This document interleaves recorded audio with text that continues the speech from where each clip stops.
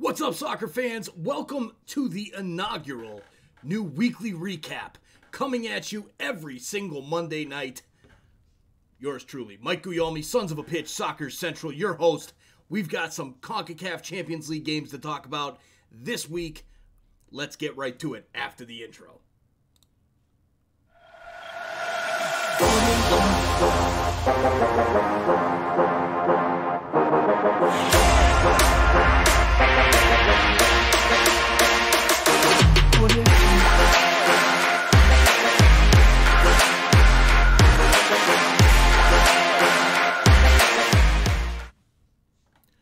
What's up, everybody?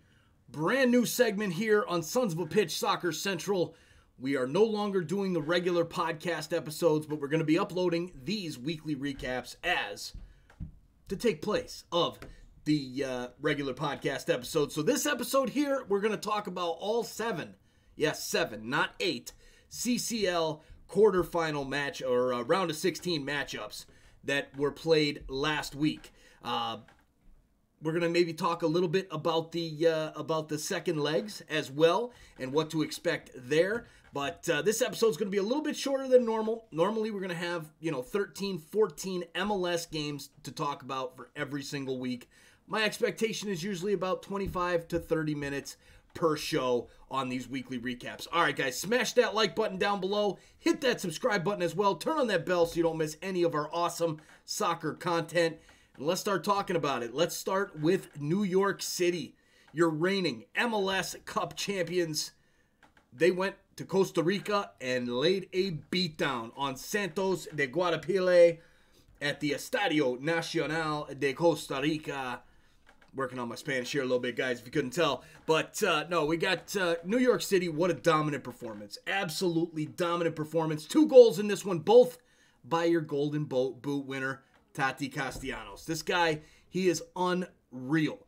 Lots of talk about him moving in this offseason. It didn't get done. Now there's rumblings it may happen in the summer.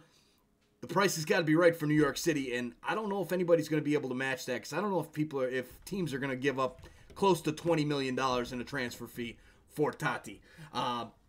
We'll see, but he had a penalty kick in the 5th minute, and then in the 30th minute, a beautiful goal. And that's all she wrote. 2-0, 2 away goals. I mean, New York City is in the driver's seat with their return leg in LA at LAFC Stadium, Banc of California Stadium, because they can't play at home. It's the only thing holding this team back in the Champions League, at least in my opinion. Looking at the stats in this one. New York City, 60% possession to 40 against for Santos.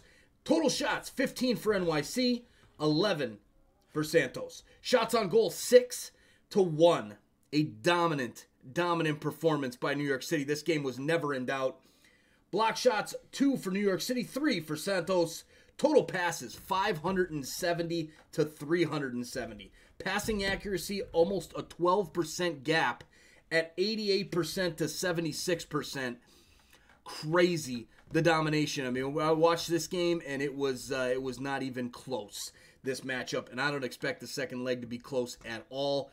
So, sorry, NYC fans, I won't be doing this one as my live for the CCL legs number 2. Only going to do one live for the CCL leg 2 because I've got 4 lives coming up on MLS opening weekend, which is just a week away. By the time the next weekly recap we do, we'll be reviewing all of that MLS action from opening weekend. I can't friggin' wait. And if you can't wait as well, let me know down in the comments if you're excited for MLS season to start. All right, now, looking at some of the other stats here, corner 6-4 for Santos is probably the only stat they got. Duels won 52-46, fairly even. And New York City actually had more clearances. And then the big one, the red card to Santi Rodriguez, did pick up a red in this one, so he'll be unavailable in that second leg, but it doesn't matter. I don't think it really matters at all. That second leg is pretty much done with NYC having those 2 away goals. All right, now let's move to the next game up, the game that we were live for, Santos Laguna of Mexico against Montreal. The Impact. CF Montreal, a heartbreaking loss for Montreal. This was actually a great game. A very, very good game. Montreal had a goal called back in like the 6th minute. Very, very disappointing. I disagree with the call. It was a foul, but I think that's something that should have been called in regular time, and it was not. I hate seeing a goal taken away, especially when you're playing in CCL on the road in Mexico against an informed team. Well, not informed, but they're in pretty bad form in League MX. But as far as being in the middle of their season, Montreal still technically in the preseason here. This is their first competitive match. I hate to see a team lose a goal like that. But Osejo with the goal in the 88th minute. There is something about Liga MX and MLS teams, and those Liga MX sides always seem to score those late winners, especially in Mexico, sometimes even on the road when they're at the MLS stadium, but usually when they're in Mexico, and I know it has to do with the altitude, but regardless, it is just heartbreaking to see. And this is the only MLS and Liga MX matchup that we had in the CCL round of 16. We're going to start to get more if the MLS sides can handle their business, which they should be able to do. But overall, Montreal, they've still got a shot. They still have a chance. They're going back to the Olympic Stadium there. Not the best field to play on. They should be able to turn that into an advantage. They're used to playing on that. They're used to playing on that pitch. They don't play on it a ton, but they've trained there. They've played there before, so I think they'll be able to use a little bit of advantage there for leg number 2 on February 22nd. Looking at the stats in this one, stats are as follows. Santos Laguna held possession 51-49, almost dead even. Total shots, though, 26-7 for Santos Laguna. Shots on goal, 8-2. There's your difference, guys. That is the difference. They did control the play. They looked like they were going to win more than just the 1-0 there at home. But because they've been in such bad form, they just couldn't shake it. And Sebastian Breza, the goalkeeper for Montreal, absolutely stood on his head. A great, great game from Breza. 7 saves in this matchup. A great, great game from him, raising some eyebrows. The Canadian men's national team is possibly a successor to Emilian Borjan. Looking at some of the other stats, total passes 404, 403. It doesn't get any more even than that. Well, it does by one pass, but you catch my drift. Passing accuracy 79.7% for Santos, 77% for Montreal. Corners 16-1. 16-1. When you look at some of these stats and the fact that Montreal had that goal taken away, this doesn't seem like a horrid result when you're looking at these stats the way they were. Duels won, Montreal 64-50. And my God, the clearance is 27-7. This was a domination by Santos. But that's what we expect as MLS fans, especially when you have a mediocre team like Montreal. They're not that good, everybody. I know that some people are high on them, but Montreal is not that great of a team. They do have a decent defense, as was shown by this result, and a good goalkeeper, good young Canadian goalkeeper, and good young Canadian defense, but they need a lot of help. They really do. Romel Kyoto, although I love him and he's a hell of a player, he's probably not the answer if you want to compete for a CONCACAF Champions League and or an MLS Cup. 2 yellows to 1 for Montreal. And then, of course, you can see the shot map here on the screen. Way more shots from Santos than from Montreal. But overall, decent result for Montreal. They head back. Maybe they've got a shot. Maybe they can pull off the upset here over Santos Laguna.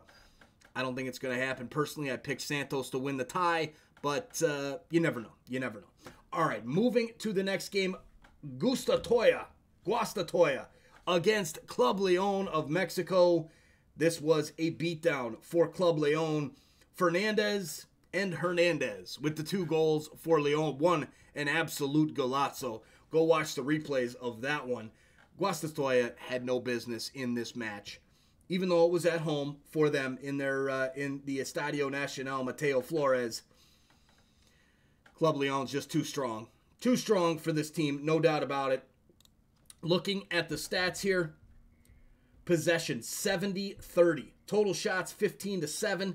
Shots on goal 5-2 Total passes, 747 passes to 304. This was all Club Leon. It could have been more. Guastatoya had literally had maybe one decent chance in this game, maybe two. But overall, it was a great game by Leon, and they probably could have packed on some more. But it doesn't matter. They're going back to Mexico now. They've got a two-goal lead with those 2 away goals. Guastatoya ain't scoring 2 goals in Leon stadiums. Not happening. So this tie over as well. I won't be live for this one either. All right. Some of the other stats here. You've got the clearances, 14 for Guastatoya, 9 for Leon.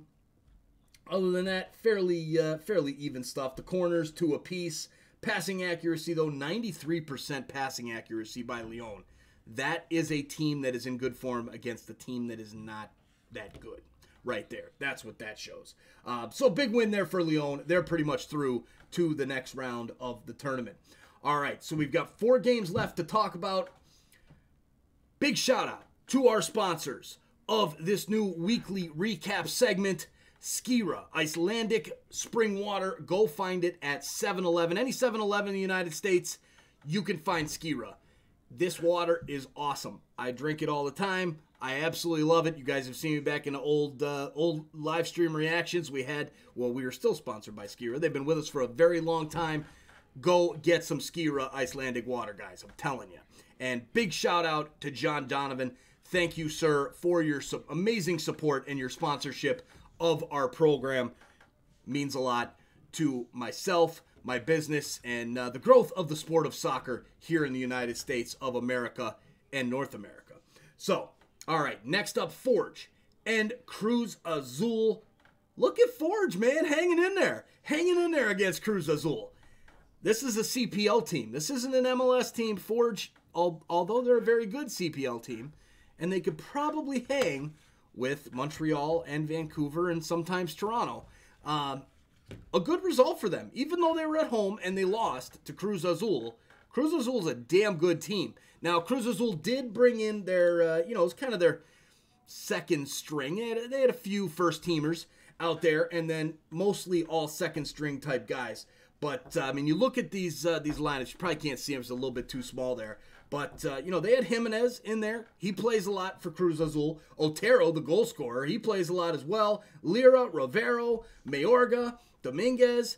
These guys all play a lot of minutes in Liga MX. Now, the rest of them, they're backups and whatnot, but still a good result for Forge against a very strong Mexican side in Cruz Azul. I'm impressed. I'm impressed by it. Now, they got to go down to Mexico City and play at the Azteca. I don't think it's going to end up very well for Forge. But you know what? It's going to be fun. You never know. Forge could surprise, get an away goal. That would be a lot of fun. Looking at the stats, Cruz Azul 58% possession to 42. Total shots 8-5. Shots on goal 2 for Cruz Azul, 0 for Forge. That's the problem. No shots on goal. They didn't make Gerardo do anything in goal for Cruz Azul. Total passes 477 to 343 for Cruz Azul. And the corners 10-4. So it was definitely a domination by Cruz Azul. But the result is still not, it's not final yet. It's still in doubt. You could, Forge might be able to pull something crazy off. Okay, maybe, probably not. But hey, you know what? I can at least dream a little bit, right? I'm rooting for the CPL squad. Canadian soccer has been on a huge upward trajectory lately, and this has done nothing but help them. Just showing that Canada's catching up to Mexico, man. They're coming. Not right now, not in 5 years, but probably in about 10 years, at least, well, maybe CPL and League MX longer than that. But Canada and Mexico on the national team level, different story. You know how that is. I think Canada's right there about to catch Mexico, if not have already overpassed them. All right, so speaking of this match, you know what? I'm only doing one live for next week because I'm going to be doing 4 of the MLS games. But this is the game I'm doing. I'm going to be doing the Cruz Azul Forge matchup.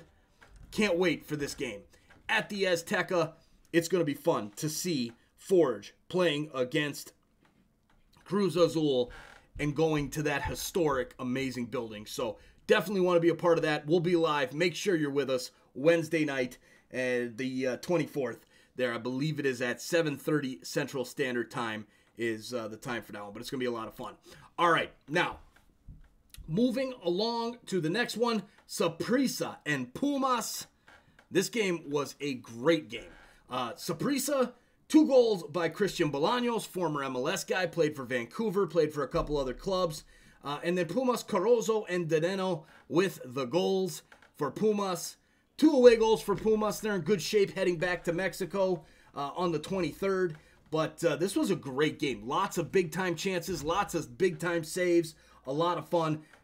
Bofo Saucedo, my man, Bofo. If you ever heard the first episode of our podcast way back in the day, there's a great segment between Nick and I about Bofo Saucedo. He picks up a yellow in the 34th minute for time wasting. Are you kidding me? Time wasting in the 34th minute of a first leg? What are you doing, Bofo?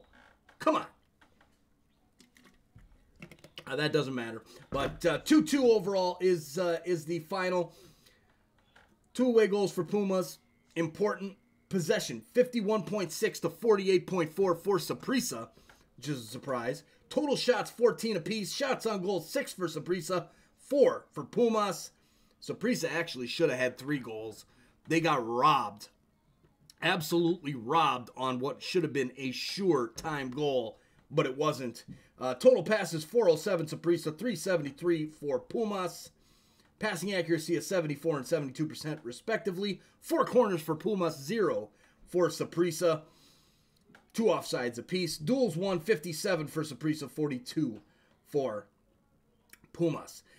This was a great game, and this is if I wasn't such an MLS guy and so fired up for MLS, I might actually do this game for the second leg, because I think it's going to be a hell of a matchup and a hell of a game, but I'm not doing it. Only doing one this week. So there's your result there. Definitely setting up a great second leg there at Pumas on the 23rd.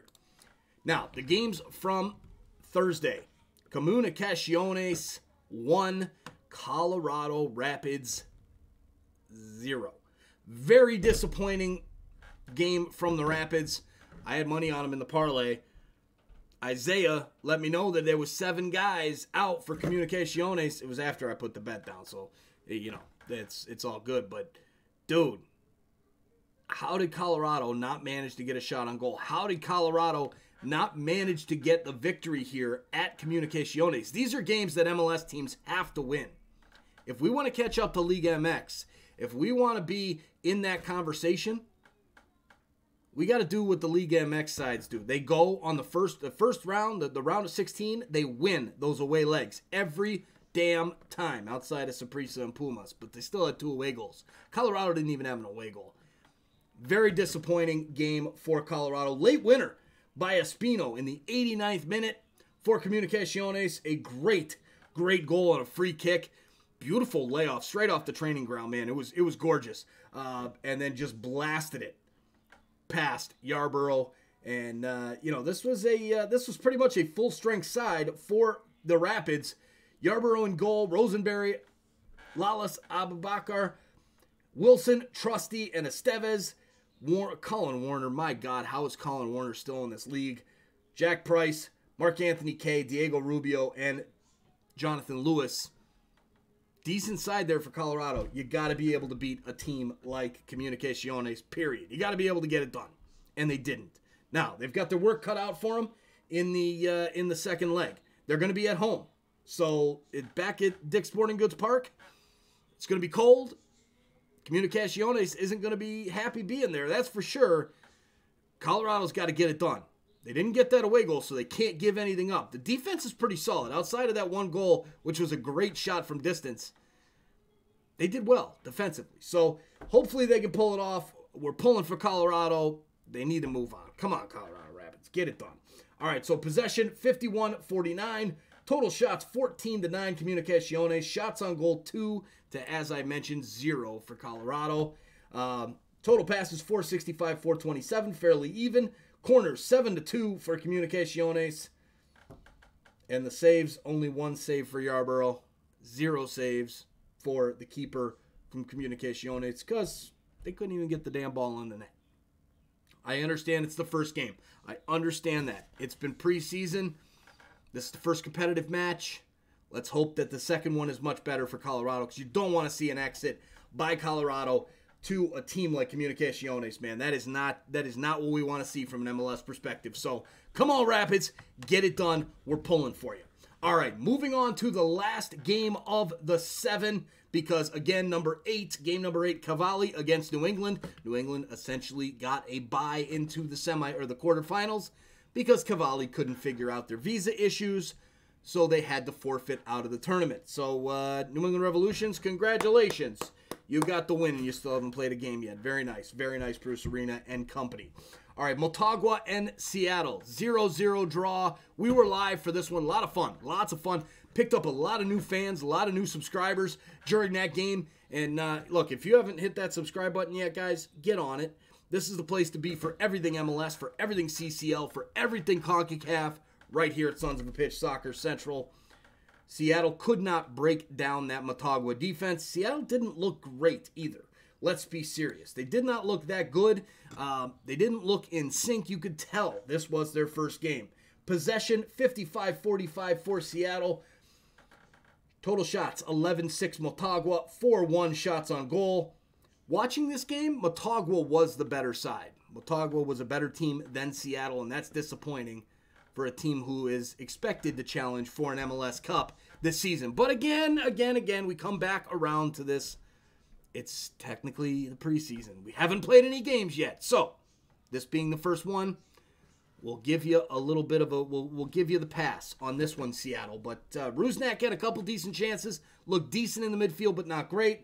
But I expect Seattle to do better. And when they go to Lumen Field, Royal Broham Park, I expect them to lay the smackdown on Motagua. Maybe not lay the smackdown on them, but maybe win, 2-0. 2-0 or something. That's what I'm thinking. All right, so that's all the games. I mean, looking at some of the other stats, 5-2 corners for Motagua. Duels won, 39-36 Motagua. Clearances, 17-13 more clearances for Seattle. It was a Motagua game. So Seattle not giving anything up is definitely a positive. Now they can't give up any away goals in that second leg in Seattle. All right, so that does it for all of the games that we're going to recap. Here is my schedule for MLS is back opening weekend. First up, the first game, thanks to Mr. Ramon Pablano, keeping me busy, my man. LAFC and the Colorado Rapids will be live for that one on Saturday. Can't wait to see if LAFC can bounce back from that disappointing season last season, now with Steve Cherundolo in charge. The second game that we'll be doing live, of course, because I'm a homer, FC Dallas against Toronto FC. I'm really excited to see FC Dallas with Paul Arriola, with Alan Velasco, some of the other moves that Dallas made. I'm excited to watch them play. And Toronto FC, I want to see what this team looks like right out of the bat. I think the first few months are going to be very important for Toronto FC. I'm excited for this game big time. Now, moving on to Sunday. LA Galaxy, New York City Football Club. This is probably the matchup of the weekend as far as the two teams, for TV, TV rights and all that kind of stuff. It's going to be a great game. Lots of viewers, I'm sure. Can't wait for this matchup. New York City, if they look as dominant as they did against Santos de Guayaquil in the first leg, I think they'll be fine. I think they'll be able to beat the Galaxy, but I'll be bringing my picks and predictions video out probably tomorrow. You'll see that drop because this is being released on Monday, and then we'll have the picks and predictions on Tuesday. Now, lastly, the last game is Seattle Sounders against Nashville SC. Another great matchup in MLS. Lots of great matchups this weekend. We're going to be live. Make sure you're joining with us. It's going to be a lot of fun, guys. Hanging out with all of you guys during these live stream reactions. Lots and lots of fun. So book your calendars, guys. It's going to be great. And with that being said, if I don't do any of those games, don't be mad. I might not be able to get away with doing 4 episodes or 4 lives on the weekend. I might not be able to get it's opening weekend, so I can say, but babe, it's opening weekend, but you might be a little mad about it. I might have to cancel 1 or 2. So that's the plan as of right now. We're at 25 minutes. Big shout out again to our sponsor, Skira, Icelandic Spring Water. And go get it, your local 7-Eleven. John Donovan will have a piece on the regular podcast episode as far as on the podcatcher itself about the Chicago Fire. So if you're a Fire fan, make sure you download that podcast episode of this video for his piece at the end. All right, guys, thanks for watching. We'll see you tomorrow with my picks and predictions. Have a good one.